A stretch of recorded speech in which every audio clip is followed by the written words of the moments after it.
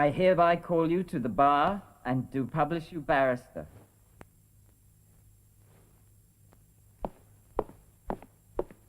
Toast नए वकील के नाम, वो अपनी लड़ाई साहस से लड़े और उसे बहुत सफलता मिले। मेरे दोस्तों पर भगवान अपनी कृपा रखे और उन्हें तकलीफों से दूर रखे। भीम, मैं तुम्हारे लिए एक तोहफा लाई हूँ, ये बाइबल। बाइबल?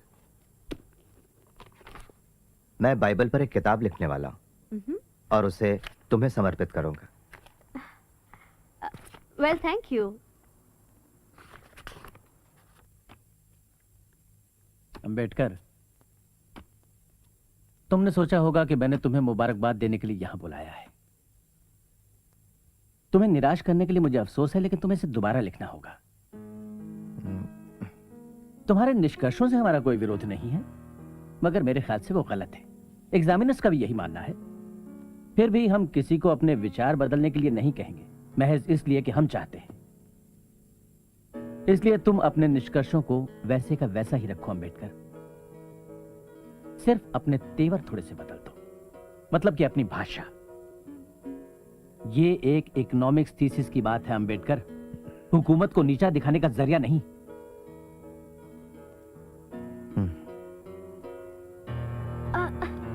भीम, क्या हुआ? क्या उन्हें थीसिस पसंद नहीं आई? बिल्कुल नहीं, मुझे दोबारा लिखना पड़ेगा। मैं यकीन नहीं कर सकती, पर क्यों? मेरी भाषा ने उन्हें नाराज कर दिया। जो सच है मैंने तो वही लिखा ना। साम्राज्यवाद मैंने तो पैदा नहीं किया था, उन्होंने किया था। भीम, अब तुम क्या करोगे? फिर से लिखूंगा। Paper, paper, paper, paper, paper, paper.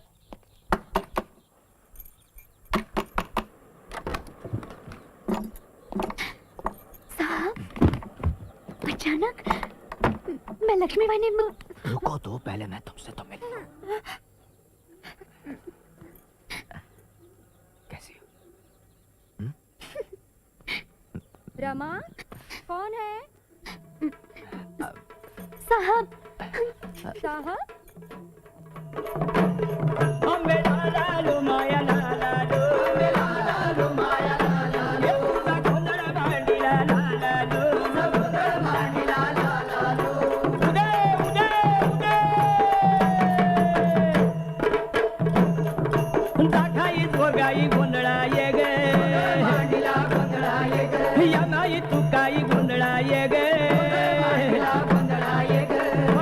Ganpati गोंधळाया हो,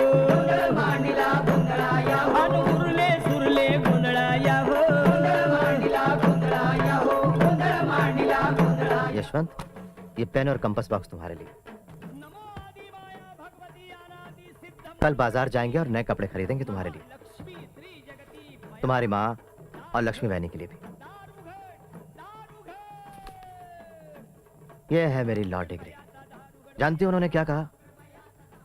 Bhimrao Ramji Ambedkar, I hereby call you to the bar and do publish you barrister.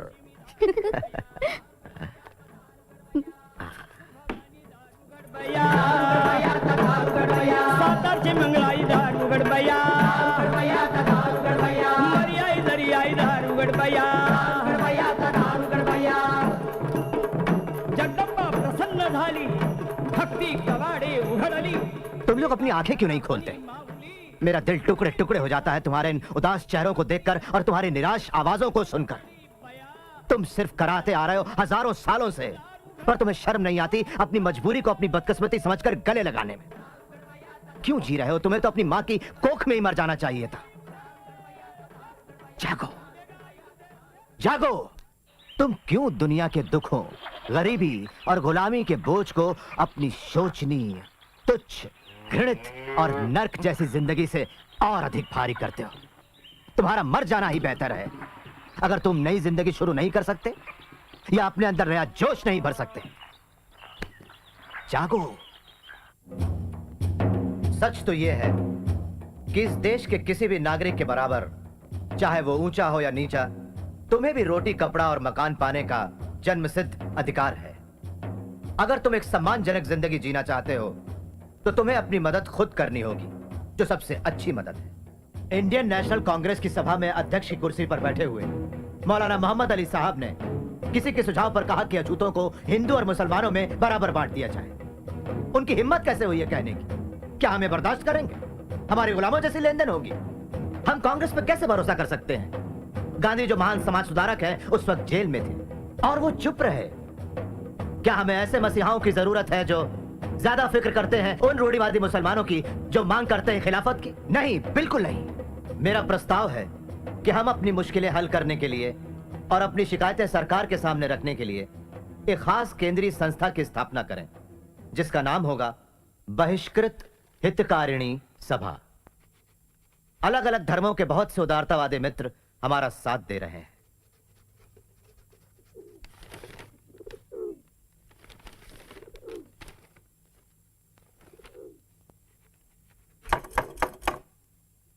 साहब, साहब, साहब, साहब। क्या चाहिए तुम्हें? इस घर में थोड़ी शांति नहीं मिल सकती? सुबह से कमरा बंद करके बैठे हैं, कुछ कुछ खाया तक नहीं। खाना नहीं खाऊंगा तो मर नहीं जाऊंगा मैं। तुम खा लो, मुझे कुछ देर के लिए अकेला छोड़ दो।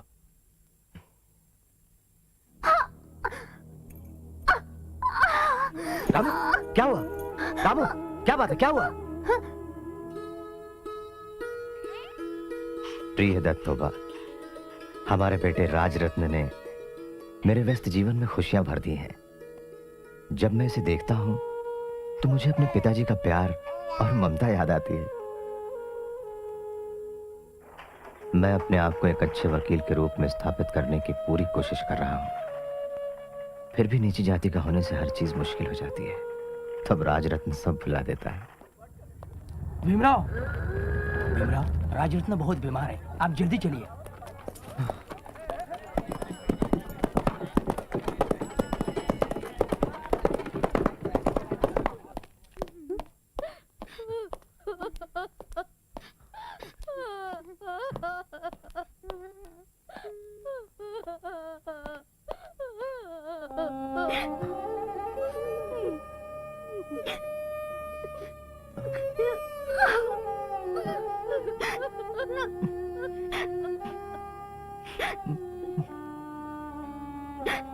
वो अशुभ घड़ी भी आ ही गई और राजरत्न भी हमें छोड़कर चला गया।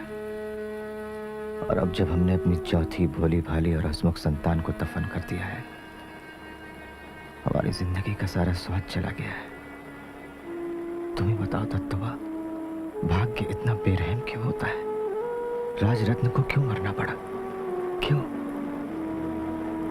मैं भीमराव रामजी अंबेडकर बॉम्बे वैधानिक सभा का सदस्य मनोनीत किए जाने पर ये विधिवत प्रतिज्ञा लेता हूँ कि मैं महामहिम बादशाह सलामत के प्रति पूरी निष्ठा और आस्था रखूंगा जैसे कानूनन स्थापित है और मैं ब्रिटिश सरकार के प्रभुत्व और एकता का समर्थन करूंगा। हमें अपना आंदोलन कोंकण से शुरू करना चाहिए। यह जगह बॉम्बे लेजिस्लेटिव काउंसिल के बोले प्रस्ताव के अंतर्गत आती है, जो कि अछूतों को सार्वजनिक जलाशयों से पानी पीने की इजाजत देता है। हम लोग महाड आंदोलन की शुरुआत चौदार तालाब को अछूतों के उपयोग के लिए खोलकर करेंगे। यहां से एक सामाजिक विद्रोह की शुरुआत होगी। और देखो, सहस्त्रबुद्धे, चित्रे और टिप्पणिस, तुम लोग गांव गांव में जाकर हजारों की संख्या में लोगों को इकट्ठा करो।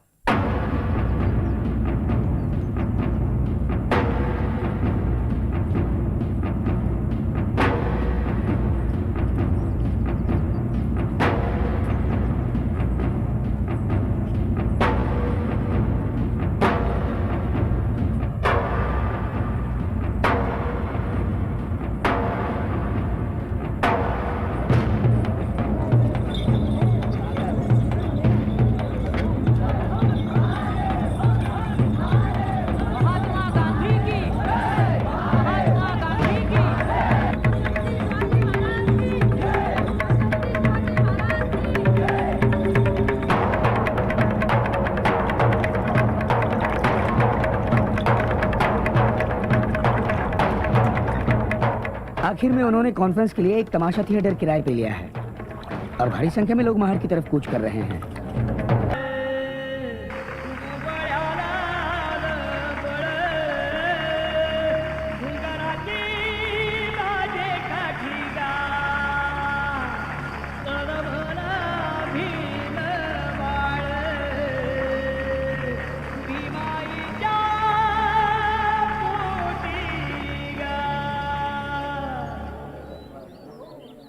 भाइयों और बहनों, मुझे इस परिषद का अध्यक्ष बनाकर आपने जो इज्जत दी है, मैं उसके लिए आपका आभारी हूं। यहां आकर बड़ी खुशी हुई। मैंने अपनी पढ़ाई का पहला अक्षर दापोली में ही सीखा। वो जगह सभी की यादों में बस जाती है जहां अपना बचपन बीता हो। लेकिन मुझे एक बात का दुख भी है कि हम सदियों से नाइंसाफी बर्दाश्त करते आए हैं। मेरी आपसे सलाह है कि उतार फेंकिए वो गंदा रहन सहन और बाहर निकलिए उस नर्क से जिसमें रहने के लिए सवर्ण हिंदुओं ने हमें मजबूर किया है। तो शिक्षित बने, संघर्ष करें और खुद को संगठित करें। अपने ऊपर भरोसा कीजिए और साफ सुथरे रहिए। मैं चाहता हूं कि आप आज ये प्रतिज्ञा करें कि अब से सड़ा गला मांस नहीं खाएंगे, जूठन नहीं उठाएंगे। अपने बच्चों को पढ़ाइए, उनके अंदर ये भावना पैदा कीजिए कि जिंदगी में उन्हें बड़ा आदमी बनना है। क्योंकि हमारी लड़ाई सत्ता या दौलत पाने की नहीं है, अपनी आजादी और आत्मसम्मान पाने की है। हम इंसाफ की राह पर हैं, इसलिए इस लड़ाई में हमारी हार का सवाल ही नहीं।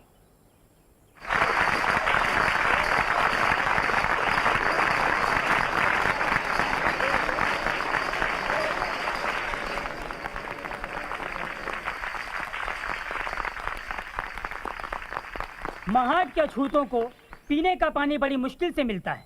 उनकी समस्या दूर करने के लिए महाड म्युनिसिपैलिटी ने बोले प्रस्ताव के अंतर्गत चौदार तालाब 1923 में ही जनता के लिए खोला है। इसके बावजूद महाड के अछूतों ने इस प्रस्ताव पर अमल नहीं किया है। क्यों? क्योंकि साफ जाहिर है वे डरते हैं। मैं परिषद से अपील करता हूं कि वो इस मामले में दिशा दें। तो क्यों ना हम शांतिपूर्वक चौदार तालाब चलें और पानी पिए, जो हमारा कानूनन हक है। चलो चौदार तालाब।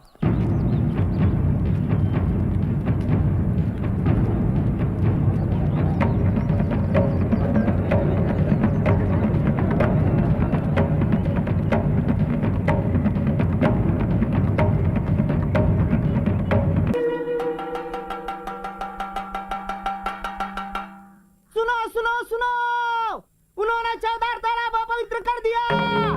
अब वो वीरेश्वर मंदिर में प्रवेश करेंगे। उन्होंने चौदार तालाब अपवित्र कर दिया। अब वो वीरेश्वर मंदिर में प्रवेश करेंगे।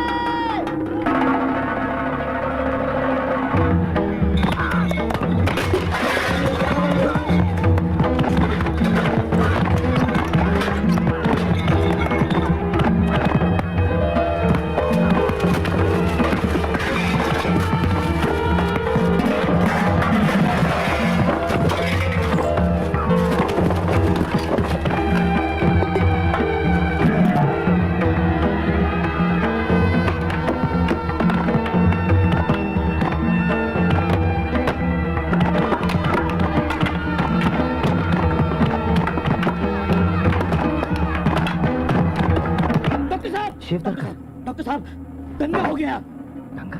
हाँ, दंगा। उनके हाथों में लाठियां हैं और वो हमारे लोगों को बेरहमी से पीट रहे हैं। भगदड़ मची है, कुछ समझ नहीं आता। डॉक्टर साहब, आप उन्हें रोकिए।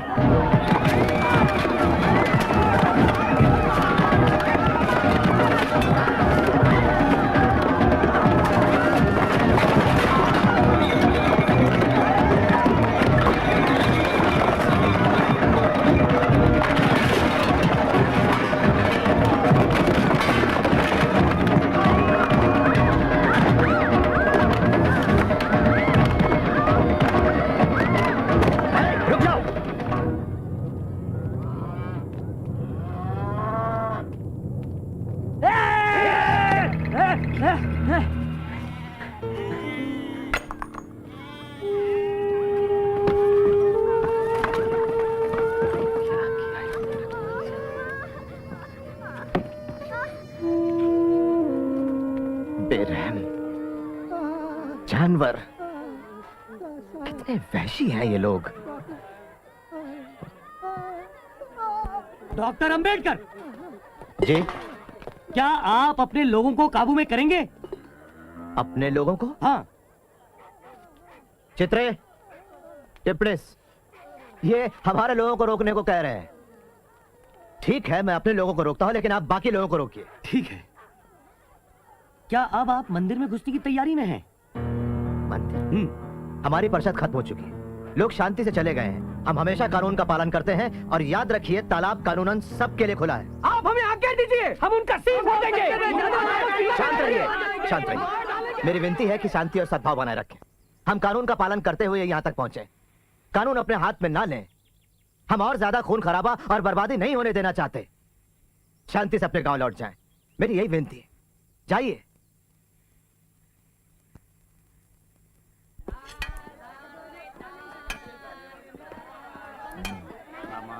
हुई है ना, उसने कुछ खाया। तेरी ही फिक्र में बीमार हुई है वो। तुम अपने परिवार की बिल्कुल चिंता नहीं करते। मुझे पता है मैं क्या करूं। ऐ, सुनो, मैं तुम्हारा बड़ा भाई हूँ। भीवा! भीवा! भीवा! जब तू पढ़ रहा था, तेरे बीवी बच्चों को किसने पाला? जब जब तेरे पास एक भी पैसा नहीं था, बता मुझे, किसने पाला? तुम्हारा इस घर में कुछ भी नहीं है, कुछ भी नहीं। घर के सारे बर्तन भी मेरे पैसों से खरीदे गए हैं, मेरे पैसों से, समझे तुम? तो उठा कर ले जाइए। ठीक है, मैं सब लेके जाऊंगा। सारे बर्तन मेरे हैं, मैंने खरीदे हैं। सारे तो बर्तन मेरे हैं। क्या करें आप? छोड़िए। छोड़ दो मुझे, छोड़ दो तुम मुझे।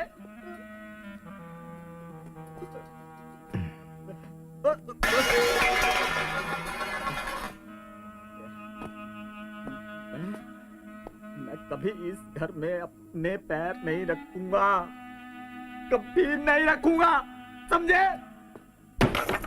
मुझे बुरा लेना, तुम मेरी शक्ल कभी नहीं देखोगे, कभी नहीं देखोगे तुम लोग मेरी शक्ल। बाबूजी, आपने कुछ खाया? हाँ।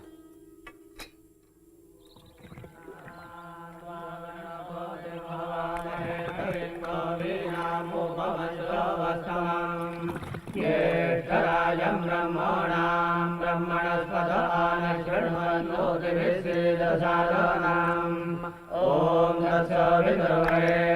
भर्गो देवस्य धीमहि धियो यो न प्रचोदयात्।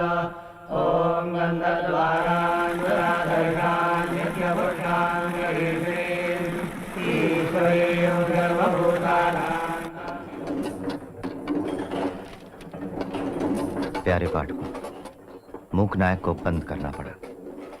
उसकी जगह मैं एक नया पाक्षिक शुरू कर रहा हूं, जिसका नाम होगा बहिष्कृत भारत, जो पीड़ित वर्ग की शिकायतों को आवाज देगा। मैं दूसरी उपजातियों से भी अनुरोध करूंगा कि वो एक होकर महाड के सत्याग्रह को मजबूत बनाए। आपके लिए टेलीग्राम है अमेरिका से। आपको बधाई दी है। लिखा है आपने एक अभूतपूर्व सामाजिक क्रांति की नींव रखी है। क्या उन्हें ये मालूम नहीं कि तालाब शुद्ध कर दिया गया है? एक और टेलीग्राम बनारस से आया है। लिखा है, हम आपकी हरकत का विरोध करते हैं। इन हरकतों से बाज नहीं आए तो ठीक नहीं होगा। अरे यार, 2 चाय ले, 4 नंबर पे। फारूक भाई, हमें कुछ खाने को दीजिए। और बहिष्कृत भारत का नया अंक? सारी प्रतियां बिक गईं। शाबाश। काउंसिल की मीटिंग कैसी रही? तूफानी। तो बताओ, क्या स्थिति है महाड में? मोरे, सवर्णों ने उन अछूतों के बहिष्कार की घोषणा की है जो महाड आए थे। वहाँ के सारे गांव में हमारे लोगों को कड़ी परेशानियों का सामना करना पड़ रहा है। सवर्ण उन्हें अनाज तक नहीं देते, कोई ना कोई बहाना ढूंढकर मारपीट करते रहते हैं। कईयों को तो जेल में डाल दिया। उन्होंने मुझे भी इतना मारा कि उनके नसीब में है सिर्फ धमकियां और अत्याचार। और महाड म्युनिसिपल काउंसिल ने तो प्रस्ताव पास किया है कि 14 टैंक अछूतों के लिए बिल्कुल खोला नहीं जाएगा। जानलेवा बीमारियों का इलाज सख्ती से करना पड़ता है। भाइयों और बहनों, ये पत्र गैर ब्राह्मण आंदोलन के नेता श्रीमान जवड़कर की तरफ से आया है। लिखते हैं, हम महाराष्ट्र के गैर ब्राह्मण नेता ये घोषणा करते हैं कि आपके सत्याग्रह को हम तन मन से सहयोग देंगे, लेकिन एक शर्त है, कोई ब्राह्मण इस आंदोलन में शामिल नहीं होगा। यह मान लेना गलत है कि सारे ब्राह्मण अछूतों के दुश्मन हैं। निजी तौर पर मुझे ब्राह्मणों से घृणा नहीं है, मुझे घृणा है ब्राह्मणवाद की भावना से, जो कि ब्राह्मणों और गैर ब्राह्मणों दोनों में हो सकती है। ये तय हुआ है कि 25-26 दिसंबर 1927 इन दिनों हम सबका महाड़ में सत्याग्रह होगा। हर हर महादेव, हर हर महादेव। डॉक्टर भीमराव अंबेडकर की जय, डॉक्टर भीमराव अंबेडकर की जय, डॉक्टर भीमराव अंबेडकर की जय। डॉक्टर अंबेडकर, मैं Farrant, police superintendent. Collector mister Hood आपसे मिलना चाहते हैं। Please come. भाइयों, महाड़ जाते समय कड़ा अनुशासन बनाए रखें। अनुशासन के बिना सत्याग्रह की ताकत कम हो जाती है। नेतृत्व चित्रे करेंगे, मैं बाद में शामिल होऊंगा। सहस्त्रबुद्धे जी आइए। चलो महाड़, अस्पृश्यता नष्ट करो, अस्पृश्यता नष्ट करो। डॉक्टर अंबेडकर की जय, डॉक्टर अंबेडकर की जय।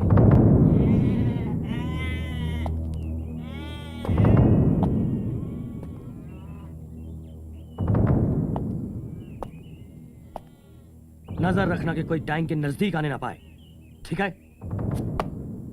आप मुझे थोड़ा समझने की कोशिश कीजिए। सवर्णों ने कोर्ट में दावा किया है कि टैंक उनकी अपनी निजी मिल्कियत है और सिविल कोर्ट ने उन्हें स्टे ऑर्डर दे दिया है। मिस्टर हुड, आप और मैं दोनों अच्छी तरह से यह बात जानते हैं कि यह दावा सरासर झूठा है। अब ये सब तो कोर्ट ही तय करेगा कि सवर्णों का दावा सच्चा है या झूठा। लेकिन इस सत्याग्रह का एकमात्र उद्देश्य यही था कि हम उस तालाब से पानी पिएं। देखिए, अगर आप जिद करेंगे तो मुझे गिरफ्तारियां करनी पड़ेंगी और ये अदालत की बेइज्जती का जुर्म होगा। क्या आप अपने 10,000 लोगों को जेल भिजवाना चाहते हैं? इससे कौन सा मकसद हल होगा? आप तो जानते हैं मैं आपके आंदोलन के खिलाफ नहीं हूं। 4 या 5 लोगों के समुदाय को प्रतिबंध लगाने के हुक्म को मैंने बड़ी मुश्किल से टाला है। थैंक यू, हम आपके आभारी हैं। क्या मैं आप लोगों की कॉन्फ्रेंस में बात कर सकता हूं? बस चंद मिनटों के लिए, जुलूस के टैंक की तरफ निकलने से पहले। यह हो सकता है। अब इजाजत दीजिए, वहां बहुत सारे लोग इंतजार में होंगे। Thank you. यह परिषद इस देश में समानता के एक युग की शुरुआत करने के लिए बुलाई गई है। हिंदुस्तानी इतिहास में इसकी कोई मिसाल नहीं है। मैं इसकी तुलना सिर्फ उस मीटिंग से करूंगा जो फ्रांस में सन 1789 में हुई थी और जो फ्रांसीसी क्रांति की शुरुआत थी। हमारी परिषद हिंदुस्तान में ऐसी ही एक सामाजिक क्रांति की शुरुआत है। हम एक लड़ाई का ऐलान करने के लिए जमा हुए हैं और याद रखिए, हमारा उद्देश्य सिर्फ छुआछूत दूर करना ही नहीं है, बल्कि उसकी जड़ को, जाति प्रथा को ही यहां से उखाड़ फेंकना है। हम लोग कोई अमर नहीं हो जाएंगे पानी पीने से उस तालाब का, लेकिन हमारा यह कदम साबित करेगा कि हम लोग भी इंसान हैं। हमें यह सिद्धांत लागू करना है कि हिंदुस्तान में किसी भी व्यक्ति की योग्यता उसके जन्म के अनुसार नहीं, बल्कि उसके गुणों से तय होगी। यहां हम हिंदुस्तानी समाज की नई रचना करेंगे, जहां ना ही जाति प्रथा होगी और ना ही वर्ग भेद होगा। हमें यह विचार अपनाना होगा कि सभी व्यक्ति समान रूप से पैदा होते हैं और समान रूप से मरते हैं।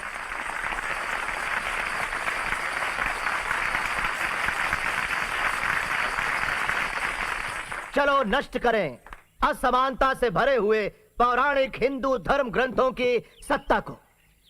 भाइयों और बहनों, धर्म और गुलामी एक साथ नहीं चल सकते।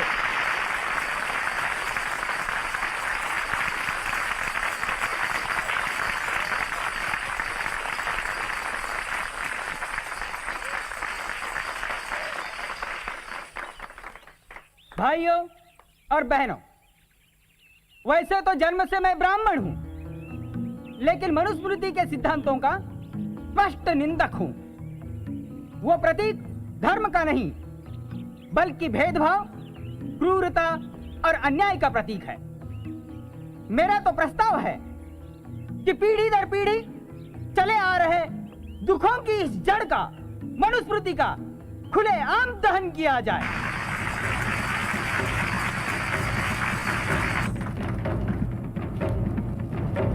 क्षुद्रतु कार्ये दास्यम कृतभकृतमेव वा दास्याय वै सृष्टोऽसौ ब्राह्मण्यास्य स्वयं भुवा। वैश्य शूद्रो प्रयत्नेन स्वानि कर्माणि कारयेत् तौ हि चितोऽसौ कर्मभ्य शोभयेतामिदं जगत्। न स्वामिना निसृष्टोऽपि शूद्रादास्याद्विमुच्यते। निसर्गजं हिततस्य कस्तस्मात् तपोहति।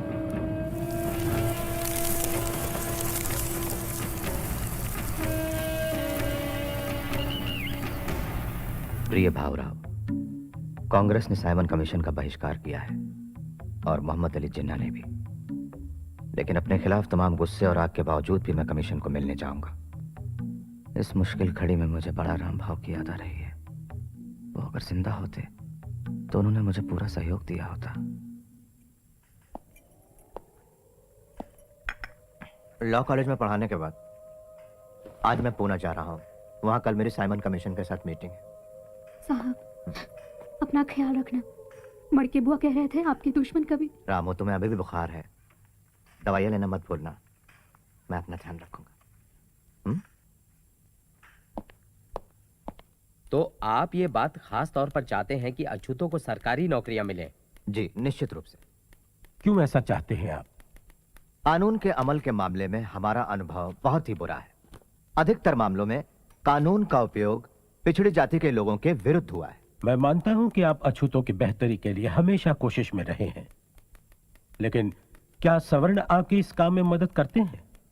ऊंची जाति के सभी हिंदू नीची जाति के लोगों को गंदा काम करने पर मजबूर करते हैं। वो सोचते हैं कि अछूत अगर ये काम करना छोड़ देंगे तो उनका जीवन स्तर सुधरने लगेगा और वो सवर्णों की हर स्तर पर बराबरी करेंगे। हिंदुस्तान का संविधान अछूतों के साथ सही बर्ताव करे, इसके लिए आपके मुताबिक क्या सही तरीका हो सकता है? सबसे पहली बात तो मैं आपके सामने ये रखनी चाहूंगा, हमारा यह दावा है कि पिछड़ी जाति वालों को हिंदू जाति से अलग रखकर अल्पसंख्यकों की तरह बर्ताव किया जाए। दूसरी बात, पिछड़ी जाति के अल्पसंख्यकों को दूसरे किसी भी अल्पसंख्यक जाति से अधिक राजनीतिक संरक्षण की आवश्यकता है। वो भी इस वजह से क्योंकि अछूत हमेशा शिक्षा के क्षेत्र में पिछड़ा हुआ, आर्थिक दृष्टि से गरीब, सामाजिक रूप से गुलाम और यहां तक कि राजनीतिक दृष्टि से कमजोर रहा है और किसी भी अन्य संप्रदाय की तुलना में। इसलिए हमारा दावा है आरक्षण का, और वो भी वयस्क मताधिकार के साथ। और वयस्क मताधिकार ना हो तो फिर हम स्वतंत्र चुनाव क्षेत्र चाहेंगे। कुछ और ऐसे संरक्षण चाहेंगे जिसमें उनके लिए अच्छी शिक्षा हो और सरकारी नौकरियों में उनका प्रवेश। मिस्टर सोलंकी, क्या आपका भी यही मानना है? हाँ, बिल्कुल। आपने अपनी जो ये योजना अभी हमारे सामने रखी, अगर उसे हिंदुस्तान के संविधान में शामिल कर लिया जाए तो क्या उससे हमेशा के लिए वर्ग संघर्ष शुरू नहीं हो जाएगा? हो सकता है, लेकिन ये बहुसंख्यकों के रुख पर निर्भर करेगा सर। आप एक दूरदर्शी राजनीतिज्ञ हैं और आप ऐसी मांगे हरगिज नहीं करना चाहेंगे। मेरा दृढ़ विश्वास है और मेरी ये इच्छा है कि कभी सारा हिंदुस्तान एक होगा, और यकीन है कि वो समय आएगा जब इन सब बातों की कोई आवश्यकता नहीं होगी। लेकिन वो निर्भर करेगा कि अल्पसंख्यकों के प्रति बहुसंख्यकों का रुख कैसा है। अछूतों के कुल कितने लोग हैं जो वकालत के पेशे में हो? मैं अकेला ही। और कोई सवाल gentleman? Thank you doctor Ambedkar, mister Solanki. Thank you major Attlee. ब्रिटिशों के हस्तक, ब्रिटिशों के हस्तक, अंबेडकर, अंबेडकर, अंबेडकर, देशद्रोही अंबेडकर, अंबेडकर, अंबेडकर, देशद्रोही अंबेडकर। डॉक्टर साहब, क्या आपको ऐसा नहीं लगता जो लोग देश की आजादी के लिए शोर मचा रहे हैं उनका व्यवहार बिल्कुल असंगत है? हाँ, बिल्कुल। उन लोगों ने साउथ अफ्रीका में बसे भारतीयों और ब्रिटेन में बसे भारतीय विद्यार्थियों के साथ हुए अपमानजनक व्यवहार के खिलाफ तो जोरदार विरोध प्रकट किया, मगर साथ ही अपने देशवासियों और धर्म भाइयों को मानव अधिकारों से वंचित रखा। यह व्यवहार असंगत, खुदगर्जी भरा हुआ और बेशर्मी का है। इसलिए मेरा संपादकीय कहता है कि हमें पूरी ताकत के साथ कदम उठाना चाहिए ताकि ये पता चल जाए सवर्णों को कि छुआछूत का पालन करना उतना ही खतरनाक है जितना जबान पर दहकता हुआ कोयला रखना।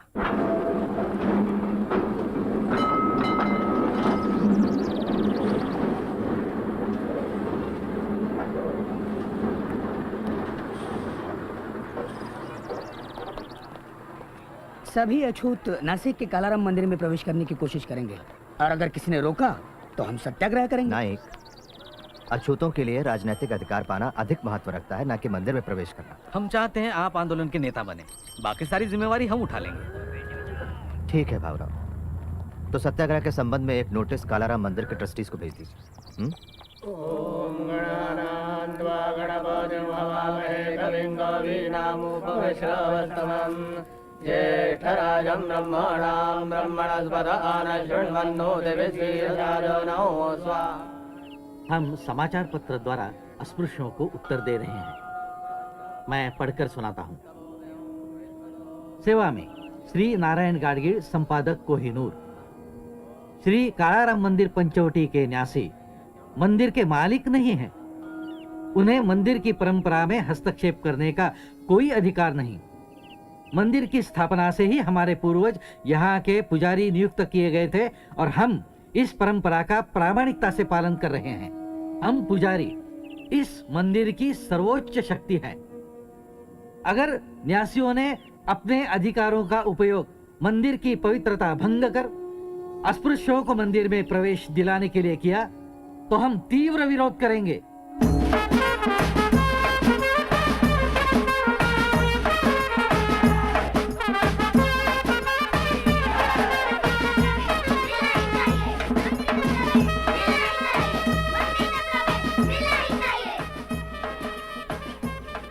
चलो जल्दी बाहर निकलो, मंदिर के चारों दरवाजे बंद करो।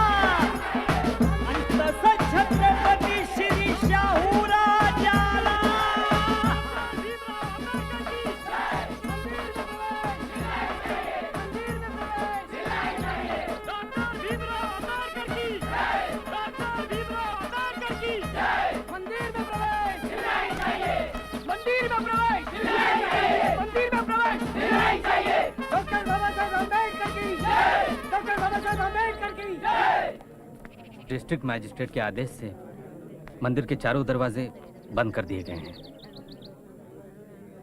हमें किसी भी कीमत पर मंदिर में प्रवेश और भगवान की पूजा का अधिकार स्थापित करना है। मैं समझता हूं इसके लिए सत्याग्रह के सिवा कोई रास्ता नहीं। भावराव, लोगों को चारों द्वारों पर तैनात कीजिए, दक्षिण, उत्तर, पूर्व, पश्चिम। द्वार खुलते ही सबसे पहले प्रवेश करने वाले हम लोग होंगे।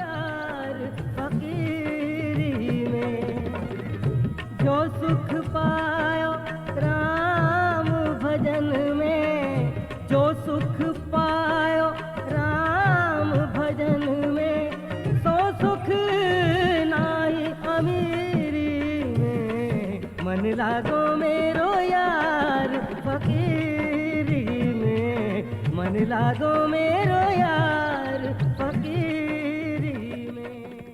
डॉक्टर अंबेडकर, आपको नहीं लगता कि द्वार पर इकट्ठा होकर लोगों को अंदर न जाने देना एक जुर्म है? हाँ है मिस्टर गॉर्डन, मैं जानता हूँ।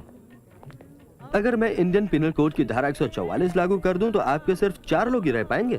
इसके बावजूद भी हम लोग अपने अधिकार पाने के लिए संघर्ष करेंगे। छेड़ू ना पत्ता छेड़ू ना कोई जीव सताऊं, पात पात में प्रभु बसत है, वही शीस नवा। रथ यात्रा के संबंध में आप कौन सा कदम उठाने वाले हैं?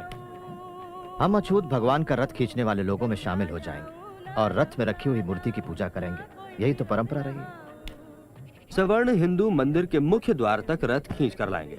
द्वार से 10 फीट के बाद वो लोग रथ छोड़ देंगे और फिर उसके बाद आपके लोग रथ की रस्सी को खींचेंगे। क्या आपको ये मंजूर है? हाँ, मुझे मंजूर है। और क्या रंग चढ़ाऊं, कहत कबीर सुनो भई। हमें 50 लोग चुनने हैं उस रथ को खींचने के लिए। लेकिन 5000 लोगों में से 50 कैसे चुनेंगे? उन्हें चुनिए जो भारी भरकम और तगड़े हों।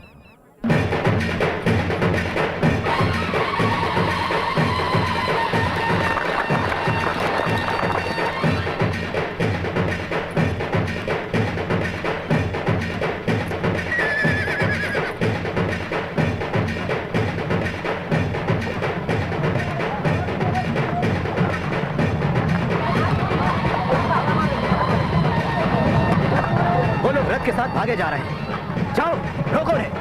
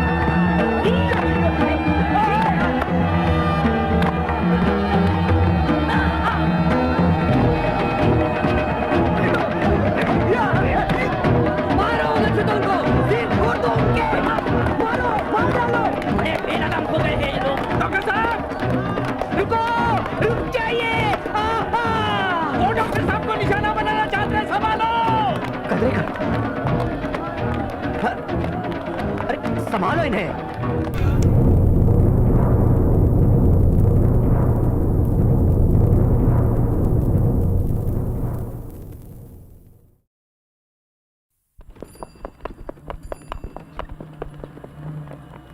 मेरी बात सुनो नाइक। जिला मजिस्ट्रेट की कार्रवाई और पुलिस को हटाने की धमकी से हमारे सामने अब यह साफ है कि अपने अधिकारों के लिए लड़ने वाले लोगों में सरकार की कोई रुचि नहीं है। ऐसी सरकार किसी के काम की नहीं है।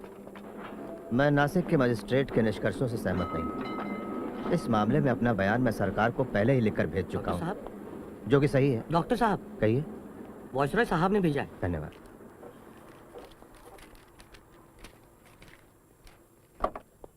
ओह, ये तो निमंत्रण पत्र है लंदन में होने वाली गोलमेज परिषद के लिए। कॉन्ग्रेचुलेशंस। Thank you. अभिनंदन। धन्यवाद। प्रिय चित्रे, कांग्रेस और मिस्टर गांधी ने गोलमेज परिषद का बहिष्कार किया है। कांग्रेसी उनसे नफरत करते हैं और गालियां देते हैं जो परिषद में शामिल होने जा रहे हैं। लेकिन इसके बावजूद मैं वही मांग करूंगा जो मेरे लोगों का अधिकार है। मैं निश्चित ही स्वराज की मांग उठाऊंगा। कमेटी के प्रतिनिधियों का चुनाव और प्रधानमंत्री जी का हस्तक्षेप। मिस्टर चेयरमैन और गोलमेज परिषद के आदरणीय सदस्यगण, मैं और मेरे साथी राव बहादुर श्रीनिवासन हिंदुस्तान की पिछड़ी जातियों का दृष्टिकोण आपके सामने पेश करने की इजाजत चाहते हैं, जो कि हिंदुस्तान की आबादी का 5वां हिस्सा है। हमारा दृष्टिकोण यह है कि हिंदुस्तान से ब्रिटिश सरकार को हटाकर उसकी जगह लोगों द्वारा लोगों के लिए लोगों की सरकार कायम की जाए। पिछड़ी जातियों ने ब्रिटिशों का इस उम्मीद से स्वागत किया था कि वो उन्हें कट्टर सवर्णों के दमन और अत्याचार से मुक्ति दिलाएंगे। ब्रिटिशों के पहले हम लोग मंदिर में नहीं जा सकते थे, क्या आज जा सकते हैं? ब्रिटिशों के पहले अछूत पुलिस और सेना दल में भर्ती नहीं हो सकते थे। क्या वो अवसर अब है हमारे लिए? हमारे सारे घाव आज भी खुले हुए हैं और टीस दे रहे हैं। हालांकि ब्रिटिश शासन के 150 साल बीत चुके हैं।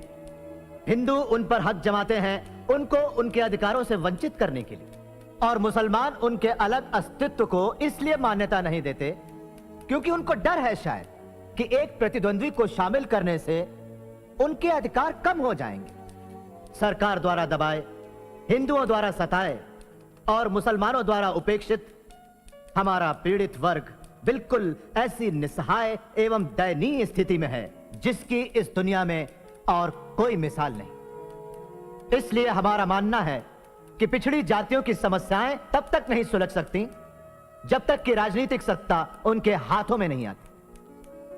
आज देश का जो तेवर है उसमें ऐसा कोई भी संविधान कारगर नहीं होगा जो देश की आबादी के बड़े हिस्से को मंजूर ना हो।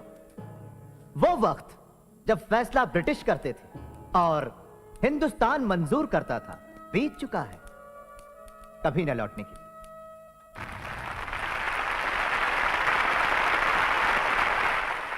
डॉक्टर अंबेडकर, आज तुम छा गए। भाषण देने का आपका तरीका कॉन्फ्रेंस में सबसे अच्छा था।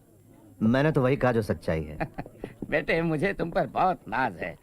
मुझे याद है जब पहली बार हम मिले थे, लगता है जैसे कल ही की बात। मैं चलता हूँ। अच्छा, गुड बाय। सर, जब बात चली रही है तो मैं आपके कर्ज के बारे में। कैसा कर्ज? मेरी पढ़ाई के लिए। ओह, वो स्कॉलरशिप था। डॉक्टर अंबेडकर, आप बहुत अच्छा बोले। Thank you. जी हाँ, मैं भी यही समझा था, लेकिन पिछले 6 साल से दीवान जी लगातार चिट्ठियां लिखकर वो कर्ज वापस करने की मांग कर रहे हैं। उन्होंने कॉलेज को भी चिट्ठी लिख दी जहाँ मैं पढ़ाता हूँ। ये उसका पागलपन है। मैं माफी चाहता हूँ बेटा, तुम उसकी चिंता मत करो।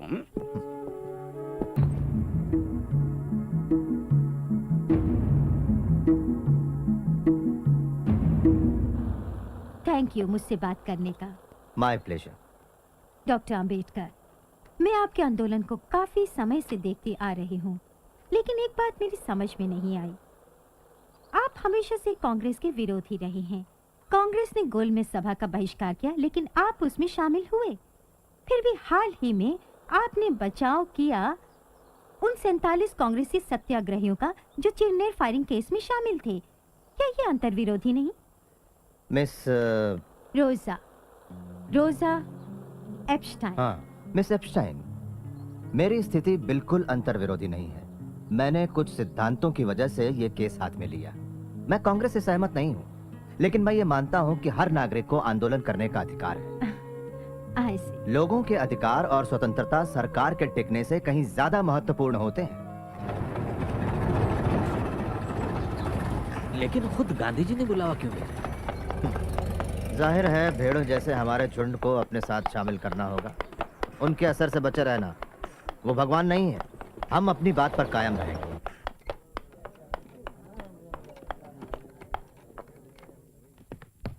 नमस्ते। नमस्ते। बापूजी छत पर हैं। नमस्ते। आइए। नमस्ते।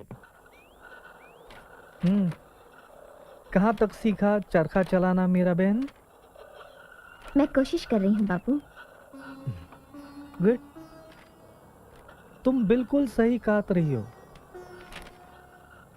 ध्यान दोगी, लगन के साथ करोगी, तो एक दिन तुम निपुण हो जाओगी। बिल्कुल सही। Good good, that is right. Bapuji, doctor Ambedkar આવ્યા છે। हाँ हाँ हाँ, डॉक्टर आंबेडकर, आप मुझसे मिलना चाहते थे? गांधी जी, आपने ही मुझे चिट्ठी भेजकर बुलाया था। हाँ हाँ हाँ, याद आया। पता चला है कि आपको शिकायत है मुझसे और कांग्रेस से। मैं आपको बता दूं, अछूतों की समस्या को लेकर मैं चिंतित रहा हूं मेरे बचपन से। तब आप पैदा भी नहीं हुए थे डॉक्टर अंबेडकर। मेरे प्रयासों से ये बात कांग्रेस के मंच पर भी उठाई गई, और यही नहीं, हमने 20 लाख रुपए भी दिए हैं अछूतों के जीवन सुधार के लिए। आश्चर्य की बात है कि आप जैसा व्यक्ति कैसे विरोध कर सकता है मेरा और कांग्रेस का। असल में कांग्रेस ने इस समस्या को समझने का सिर्फ दिखावा किया है, दाम्भिकता भरे झूठे और खोखले आश्वासन देकर। आपने कहा कि कांग्रेस ने 20 लाख खर्च की। मैं कहता हूं कि व्यर्थ खर्च की। अगर कांग्रेस अपना दायित्व समझती है तो कांग्रेस का सदस्य बनने की शर्त होनी चाहिए छुआछूत ना मानना, ना कि खादी पहनना। आप कहते हैं कि ब्रिटिशों के मन में हमारे लिए कोई बदलाव नहीं आया। मैं ये पूछता हूं कि हिंदुओं के मन में भी कहां बदलाव आया है हमारे लिए?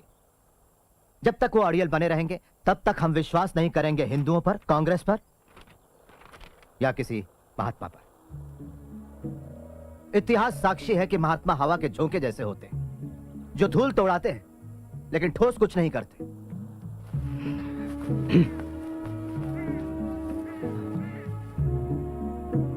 गांधी जी मेरी कोई मातृभूमि नहीं। लेकिन ये सारा देश आपकी मातृभूमि है डॉक्टर अंबेडकर। और जहां तक राउंड टेबल कॉन्फ्रेंस के बारे में मैंने पढ़ा, उससे यह साबित होता है कि आप एक सच्चे और निष्ठावान देशभक्त हो। इसे मैं अपनी मातृभूमि कैसे कह सकता हूं जहां कुत्ते बिल्लियों जैसा सलूक होता है हमारे साथ? हम लोगों के साथ जो बर्ताव होता है वो इतना असहनीय है कि अगर हम कभी निष्ठावान ना रह पाएं तो दोष इस मिट्टी का होगा, ना कि हमारा। कांग्रेसियों ने हमारे आंदोलन का विरोध किया, देशद्रोही कहा, और आप मुझे देशभक्त कह रहे हैं। मेरा मानना है कि मैं अपने लोगों के बुनियादी हकों की रक्षा के लिए लड़ रहा हूं, इस भूमि को बिना कोई नुकसान पहुंचाए। आप मुझे देशद्रोही कहें या देशभक्त, मुझे इसकी कतई परवाह नहीं। तो आपकी हमसे क्या अपेक्षा है डॉक्टर? आपने मुसलमानों और सिखों को राजनीतिक अधिकार देने की बात मान ली, जो कि राजनीतिक और आर्थिक रूप से अछूतों से ज्यादा आत्मनिर्भर है। गोलमेज परिषद ने अछूतों के लिए इसी तरह के राजनीतिक अधिकारों की सिफारिश की है। आपका क्या विचार है? मैं राजनीतिक आधार पर हिंदुओं और अछूतों में बंटवारे के खिलाफ हूँ। यह सरासर आत्मघाती निर्णय होगा। आपके स्पष्ट मत के लिए आभारी हूं। हमें पता चल गया कि इस संघर्ष में हम लोग कहां खड़े हैं। अब मैं इजाजत चाहूंगा गांधी जी।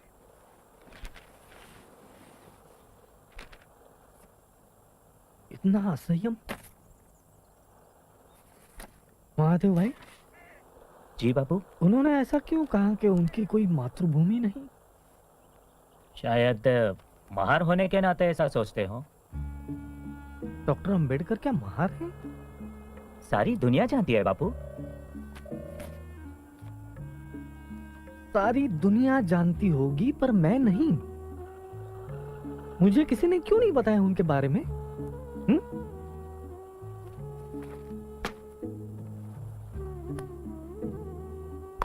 मुझे लगा कि तो पुरोगामी ब्राह्मण हैं, पूना के।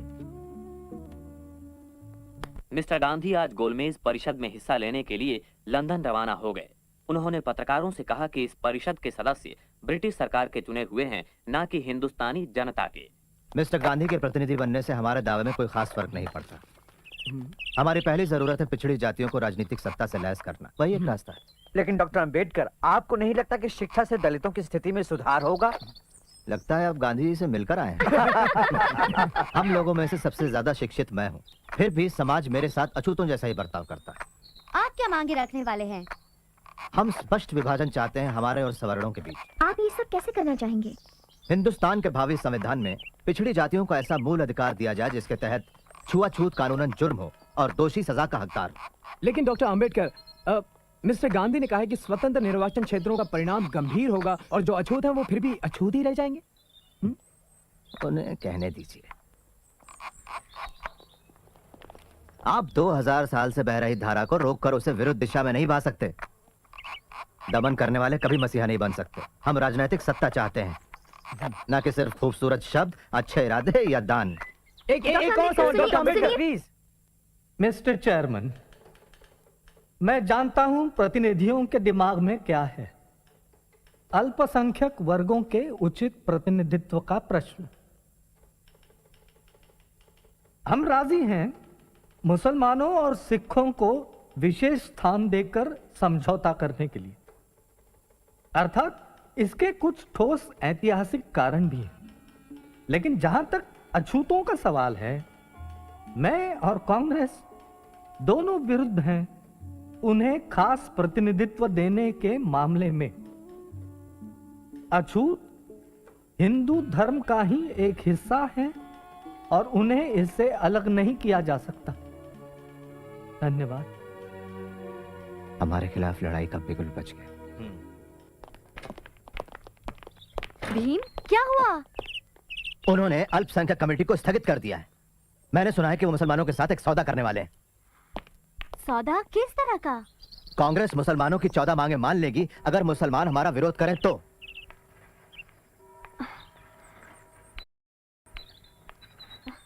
मेरी कुछ समझ में नहीं आता।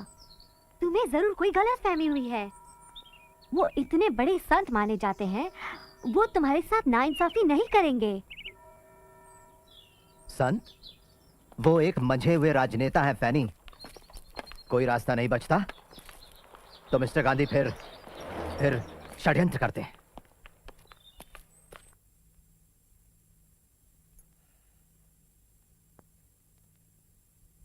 मिस्टर प्राइम मिनिस्टर और साथियों, मुझे बड़े दुख के साथ ये घोषणा करनी पड़ रही है कि हम सांप्रदायिकता के प्रश्न पर आपसी बातचीत के द्वारा किसी निर्णय पर पहुंचने में असफल रहे हैं। ये असफलता कमेटी के गठन में ही छिपी थी, जिसके सदस्य सरकार के प्रतिनिधि तो हैं मगर जनता के प्रतिनिधि नहीं हैं।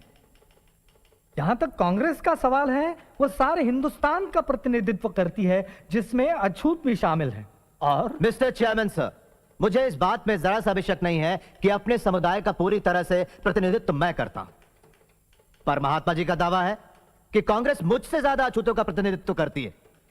मैं इतना ही कहूंगा कि ये उन तमाम झूठे बयानों में से एक है जो गैर जिम्मेदार लोग अक्सर देते रहते हैं।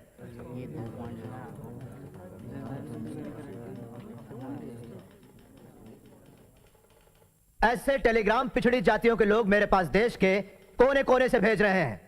उनका कांग्रेस के आंदोलन पर बिल्कुल भरोसा नहीं है और वे कांग्रेस कार्यकर्ताओं के काम के तरीके का विरोध करते हैं। मैं एक और बात बताना चाहता हूं मिस्टर प्राइम मिनिस्टर कि अछूत वर्ग हिंदुस्तान में सत्ता परिवर्तन के लिए शोर नहीं मचा रहा है, लेकिन अगर यह हस्तांतरण होता है तो सत्ता सिर्फ कुछ लोगों के हाथों में, विशिष्ट वर्गों में या किसी खास दल के कब्जे में नहीं होनी चाहिए। उस सत्ता में सारे समुदायों की सही साझेदारी होनी चाहिए।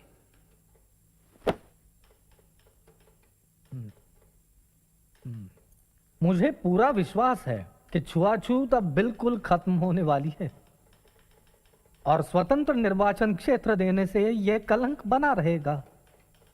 मैं हिंदुस्तान के एक कोने से दूसरे कोने तक जाकर यह समझाना चाहूंगा अछूतों को कि छुआछूत हटाने का यह तरीका नहीं है। मेरे लिए तो छुआछूत जिंदा रहने से बेहतर है हिंदू धर्म की मौत। मैं बड़ी इज्जत करता हूं डॉक्टर अंबेडकर की, पर ऐसा लगता है कि जिस भयानक अन्याय की चक्की में वे पिस चुके हैं और संभवतः जिन कटु अनुभवों से वे गुजरे हैं, उनके कारण वे गुमराह हो गए हैं। डॉक्टर अंबेडकर का यह दावा कि वे समस्त अछूतों की वकालत करते हैं बिल्कुल उचित नहीं है। मैं ये विनयता से कहता हूं कि मैं प्रतिनिधित्व करता हूं हिंदुस्तान के समस्त अछूतों का।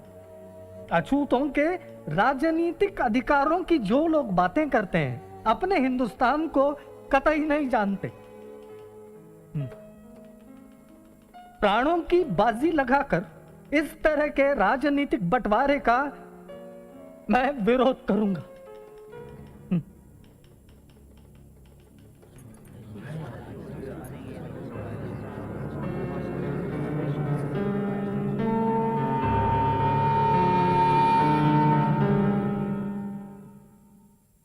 ये सरकार जातियों के आपसी मतभेदों को संविधान बनाने के काम में रुकावट नहीं डालने देगी। इसलिए जातियों के आपसी मतभेदों को आप कभी भी ज्यादा अहमियत ना दें। आप लोग, आप में से हर एक, इस कमेटी का हर एक सदस्य जातिगत सवाल को हल करने के लिए अपने हाथों दरखास्त लिखकर क्या मुझे भेजेगा और क्या मेरे फैसले को मानेगा। Thank you.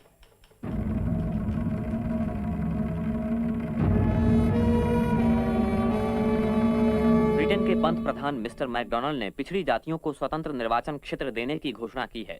यरोड़ा जेल में महात्मा गांधी ने कहा कि हिंदुओं का बंटवारा करने वाले इस निर्णय का वे तीव्र विरोध करेंगे।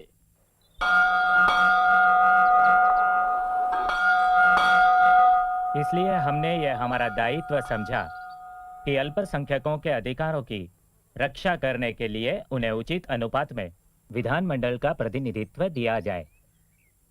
अतः मेरा विचार है मिस्टर गांधी कि आपको मेरा उत्तर यही होना चाहिए कि सरकार का निर्णय अचल है, और गंभीरता से स्वयं अपने आप से ये प्रश्न करें कि आपने जो कदम उठाने का विचार किया है क्या वो वास्तव में उचित है। आपका परम शुभचिंतक रैमसे मैकडोनल्ड।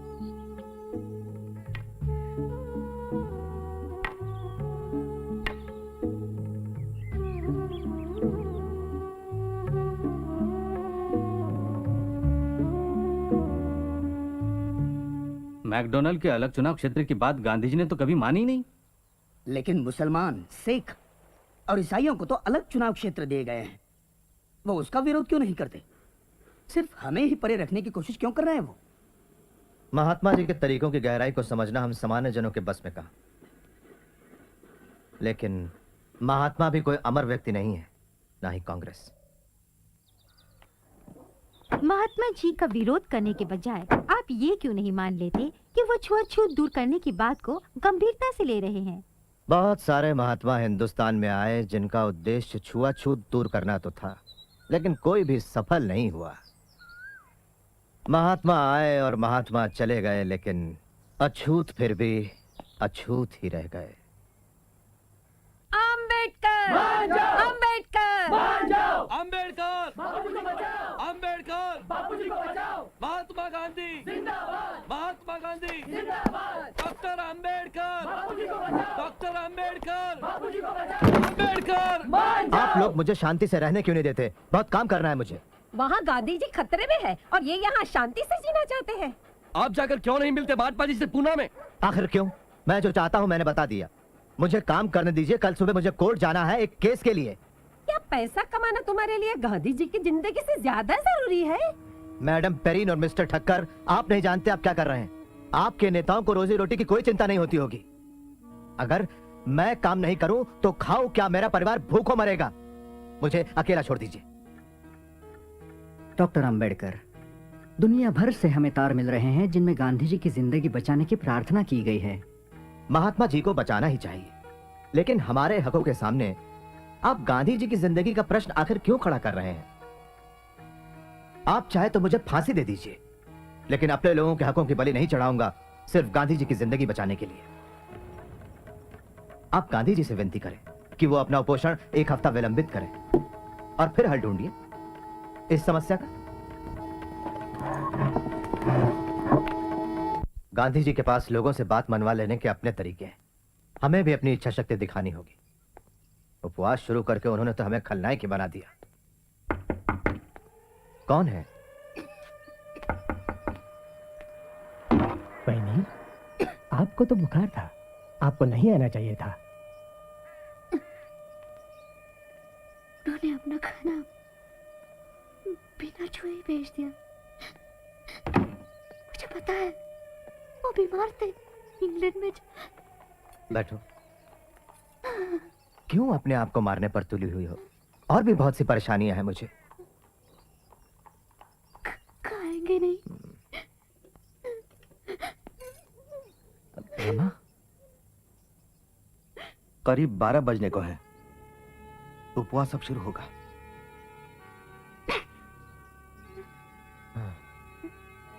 बाबू, धन्यवाद।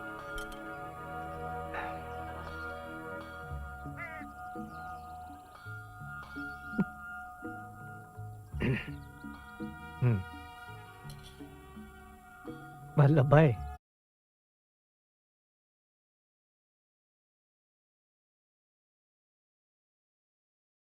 हम क्या पूछ रहे? पति ज्यादा सुंदर होता है या पत्नी? पत्नी। तो ब्यूटी पार्लर में का ऐसी तैसी मरवान जाती है।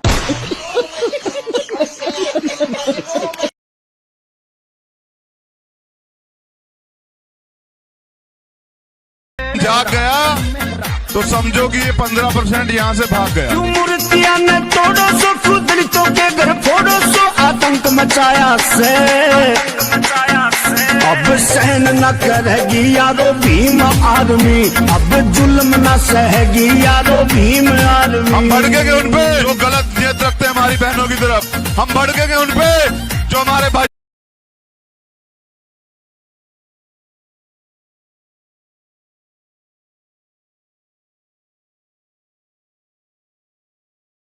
काय सात्री किनके इंतजार हम बैठे सत्संग किनारे। शान कब मिलने आओगी और दिल में लागी तमन्ना के कब मिटाओगी। बा नहीं है घरे भाजिया बाज काय मरिए और निकर प्रांजे।